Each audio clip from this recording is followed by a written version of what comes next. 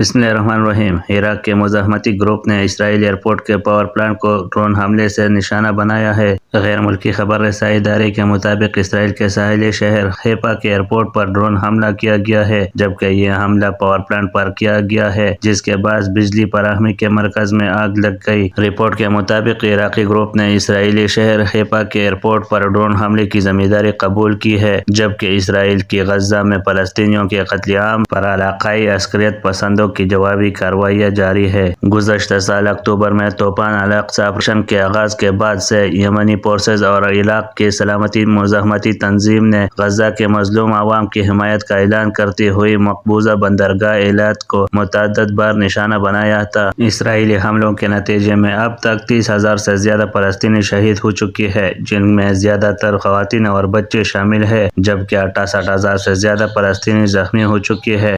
دوسری جانب تل ابیب اسرائیل میں لبنان کی سرحد کے نزدیک گھر پر میزائل لگنے سے ایک بھارتی شہری ہلاک، جب 2 بھارتی اور 4 دیگر غیر ملکی زخمی ہو گئی۔ عرب میڈیا کے مطابق میزائل حملے میں مارے جانے والے بھارتی شہری کی شناخت ریاست کیرلا سے تعلق رکھنے والے 31 سالہ پیٹ نیبن میکسویل کے نام سے ہوئی ہے، جو اسرائیل میں ایک باغ میں کام کر رہا تھا۔ بھارتی شہری میزائل لگنے سے موقع پر ہی ہلاک ہو گیا، جبکہ اس کے ساتھ کام کرنے والی 2 بھارتی اور 4 دیگر غیر ملکی شدید زخمی ہو گئی، جنہیں قریبی اسپتال منتقل کر دیا گیا۔ زخمیوں میں سے 2 کی حالت نازک ہونے کے سبب ہلاکتوں میں اضافے کا خدشہ ظاہر کیا جا رہا ہے۔ اسرائیل نے اس میزائل حملے کی ذمہ داری حزب اللہ پر عائد کرتے ہوئے کہا کہ میزائل لبنان کی سرحد سے داغا گیا تھا، تاہم حزب اللہ کی جانب سے اس الزام کی تردید یا تصدیق نہیں کی گئی۔ ادھر اسرائیل میں تعینات بھارتی سفیر نے نتنیاہو کی حکومت سے مطالبہ کیا کہ بھارتی شہریوں کی حفاظت کو یقینی بنانے کے لیے سرحدی علاقوں سے انہیں محفوظ مقام پر منتقل کیا جائے۔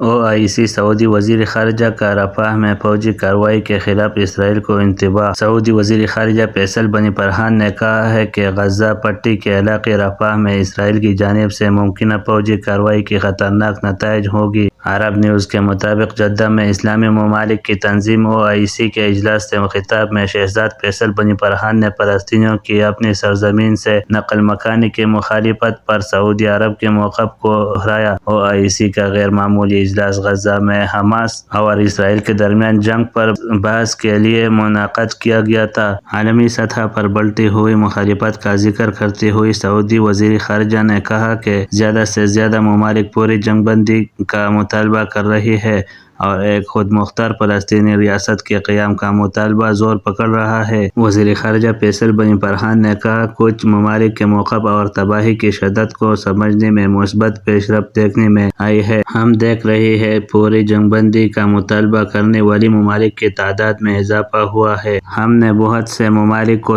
فلسطینی ریاست کو تسلیم کرنے پر آمادگی کا اظہار کرتے ہوئے سنا۔ شہزادہ فیصل بن فرحان نے مزید کہا کہ ریاست کے قیام سے فلسطینی اپنے حقوق حاصل کر سکے گی، محفوظ زندگی گزار سکے گی اور اپنی منزل کا تعین خود کر سکے گی۔ سعودی وزیر خارجہ نے فلسطینی پناہ گزینوں کے لیے اقوام متحدہ کے ادارے UNRWA کی حمایت پر بھی زور دیا اور ادارے کو تحلیل کرنے کی کوشش کے خلاف خبردار کیا۔ انہوں نے کہا کہ ایسا کرنے سے غزہ میں شہریوں کی مشکلات میں مزید اضافہ ہوگا۔ شہزادہ فیصل بن فرحان نے کہا کہ سعودی عرب UNRWA کے لیے اپنی حمایت جاری رکھے گا اور تمام حامیوں پر زور دیتی ہے کہ وہ محصور غزہ کی پٹی میں مقیم فلسطینی پناہ گزینوں کے لیے اپنی انسانی ہمدردی کے مشن میں اپنا معاون کردار ادا کرے۔ انہوں نے فلسطینی پناہ گزینوں کے لیے اقوام متحدہ کے ادارے کے لیے فنڈنگ معطل کرنے والی ممالک پر زور دیا کہ وہ اپنا فیصلہ واپس لے۔ خیال رہے کہ متعدد ممالک نے UNRWA کے لیے مالی امداد اس وقت ختم کر دی تھی جب اسرائیل نے الزام عائد کیا تھا کہ